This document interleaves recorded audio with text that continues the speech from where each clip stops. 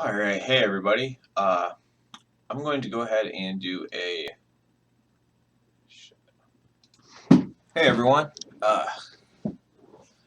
I'm going to be doing a full detail explanation of the Il'gynoth fight, Heart of Corruption. When you walk into the room, you're going to see just this eye and two Dominator tentacles. It's going to be set up fairly similar to this. When you pull, you're going to be pulling both the Dominator tentacles. You're not going to be doing any damage to the boss. You'll see a debuff on him basically saying that you can't hurt him, and we'll get to that later. Kill one tentacle first, kill the other. You should have them both down before these other tentacles start spawning. An important thing to note in what these little globules are ichors. Ichors come from things after you kill them in here. Usually, I believe it's 4 things per nightmare creature that you destroy. So you have, I believe you have 8 out right away after you kill that. I'm not completely positive, which I should be obviously, of the Dominator tentacles if these first 2 have 4 come out, but I believe they do. I've only ever healed this fight, and frankly, I don't pay attention to just that at that point. This part's really easy. But if the 4 do come out, what you need to know is that they're going to fixate on one person in the raid. Each one will, and they could fixate on the same person. And you can kite them around. They don't do a ton of damage. They do put a stacking debuff on. And what I recommend doing is killing 8 to 12 at a time at this eye. So what you'll do is they'll be fixated on you, and you'll need to bring them under the eye. At which point, when they're kind of there and grouped up, you're going to want to AoE them down and kill them. They're going to do an explosion, which it does hurt. You can live through it, but get out of it if you can. And each one will do 5% damage to the eye, which obviously you need 20 of them to open the eye. While this is going on, what's going to happen is you're going to have Corruptor Tentacles and Deathglare Tentacles. Corruptor Tentacles need to die immediately. What they do is an ability called Spewing Corruption. What that's going to do is it's going to hit a raid member, and they're going to have a debuff. That debuff is going to do a ton of damage to them, and they're going to drop pools on the ground that do almost an insurmountable amount of damage if you stand in them.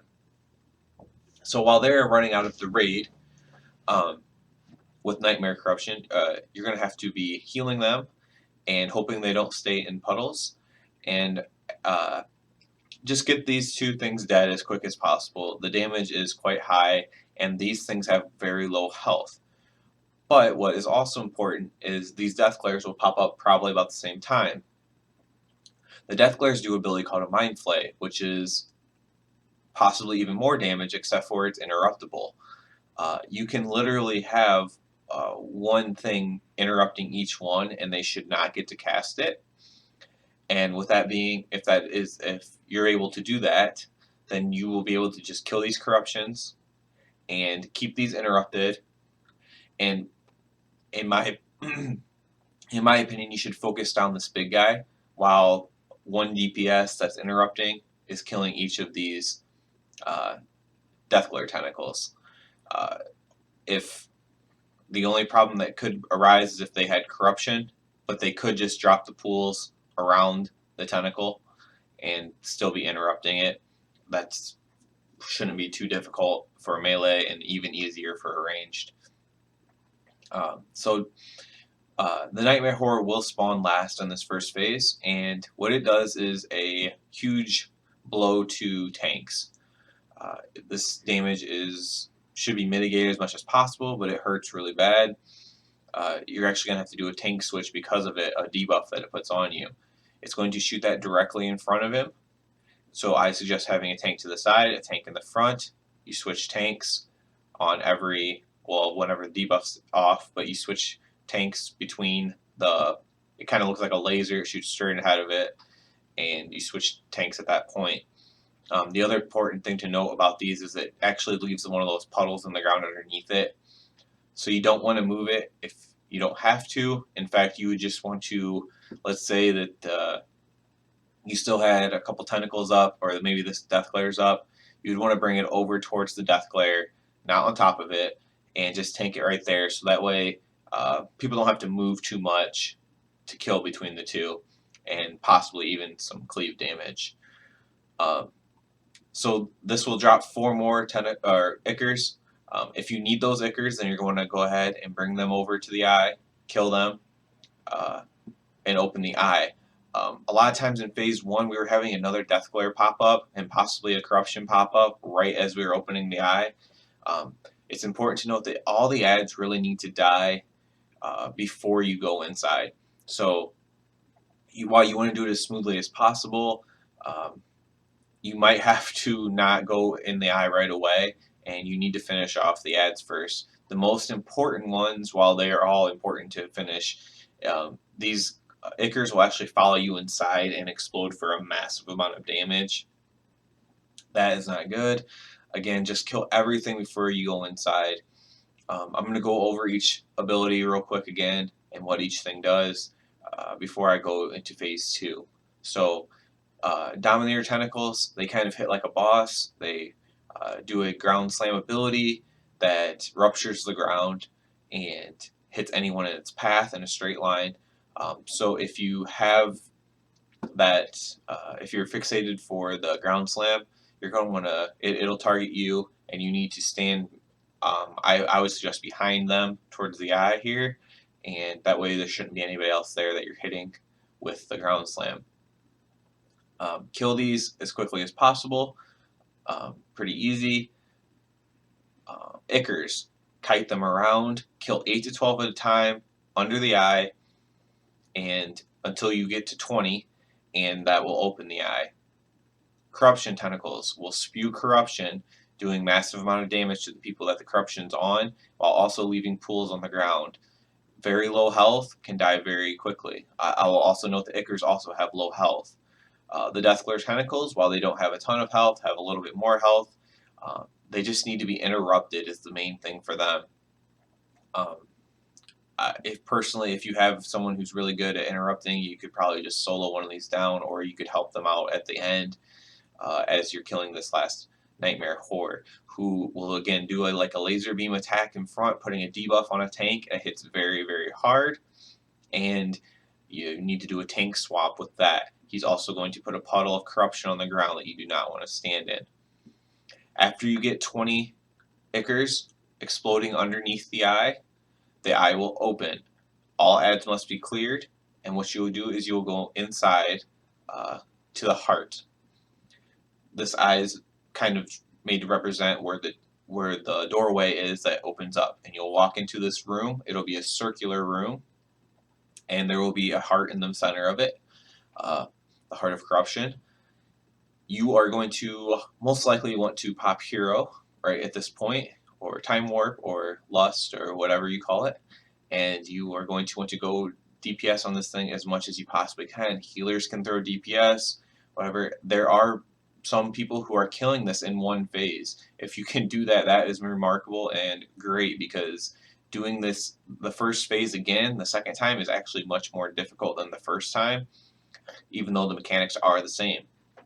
The only mechanic you need to know in here is when you get the corruption, not everyone, but a large part of your raid will get this.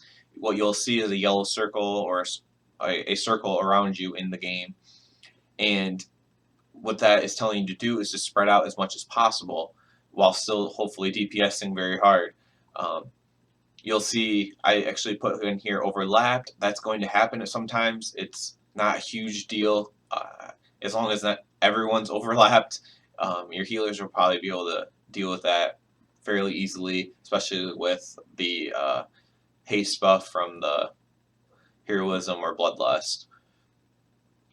So you're going to, if you can kill this in that time, you have about 50 seconds, which is the most important thing to note in here, is the heart is going to be casting something, which is basically reestablishing the eye and locking you in. If you're locked in, you're dead, so you have to get out in 50 seconds, or you have to kill the heart. Those are pretty much your two options. So let's just assume that you do not kill the heart, and you have to run out. You people back here, and this will be the back of the room up here. Um, as soon as the last corruption thing explodes around you with these circles, you're going to want to make your way to the door right then. There might be 5-7 seconds left still. You're going to want to get out. It can. The only people who ever will have trouble getting out are the people in the back. Um, they shouldn't, but it could happen, and it's better not to have anyone dead if you're not going to be able to finish this in one phase. So as you get out of here, you're going to go back, and it is rinse and repeat. The thing that's going to be different is your dominators are going to be out here more when you walk out of this room, and you're going to want to kill those again. But the biggest difference is that before you have the second dominator dead, these other tentacles are probably already going to be spawning. Another difference is, I believe it's the corruptors. They'll spawn way on the side of the room. Like, my screen doesn't do it justice. It'll be way on the outside of the room, and you'll have to run and kill those, preferably ranged, I suppose, at that point. And it's the same exact fight, except for everything's going to happen a little bit quicker. You're going to have more of these Ickers, and you need to get them down by the eye. My guild multiple times had 20-24 Ickers out, and it's just pretty much impossible to heal through at that point, especially with Cleanse having a limited cooldown. So you want to get those Ickers down, just DPS your heart out. If you're noticing that you cannot kill that heart in the first phase, no matter what,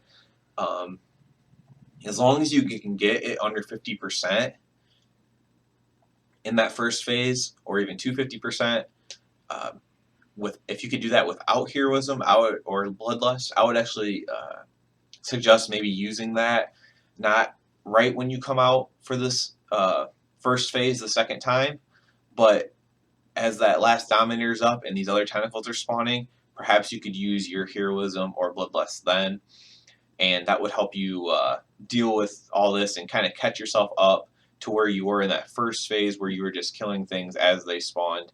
I believe truly that would help a lot if you cannot kill the heart in the first phase. But of course, you have to be able to get it to at least 50% without the haste buff. After you get 20 more Ickers, you go back inside the heart, and at this point, again, I'm not advising to try to make this go 3 phases unless you're in heroic or mythic mode. You might need to do that as it gets harder and harder, of course. But on normal mode, I would not advise risking more and more phases for it, because if you're doing normal mode, you probably need the gear. You probably aren't, the highest level raiders in the world. So you're going to want to make this as easy as possible on yourself. And what I would say is, as long as you had it at 50% or lower after the first time into the heart room, then I would just stay in there. You have 50 seconds. Don't worry about running out. Everyone just go all out and finish this thing off and get it killed. This fight it's an easy fight. There's just a lot of mechanics. You have the 50-second timer. You have the circles that will explode for damage. You have Ickers that not only need to be kited, that also need to be killed under an eye, which they do an explosion to kill the eye. That's more mechanics. Dominator tentacles have a ground slam, not a huge mechanic, but another mechanic. Corruptors spew corruption. Death glares mind flay. And the Nightmare Horde leaves a puddle of poison on the ground and does the ability forcing a tank swap. So there are a lot of abilities. There's things for everyone to know. DPS needs to be to know to kill the corruption. They need to know to interrupt the death glare. They need to know to kill the Ickers only under the eye. Tanks need to do their tank switching. Tanks need to help with interrupting.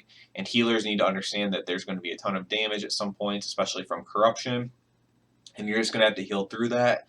And your tanks with their tank swaps getting hit.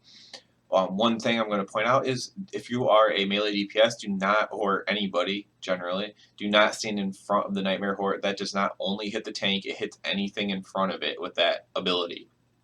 It will nearly one-shot a DPS that didn't have any defensives popped, so you do not want to be in front of it.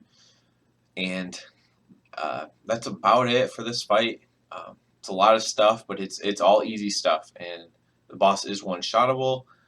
Even for a casual guild, I would say you could one-shot it on normal mode.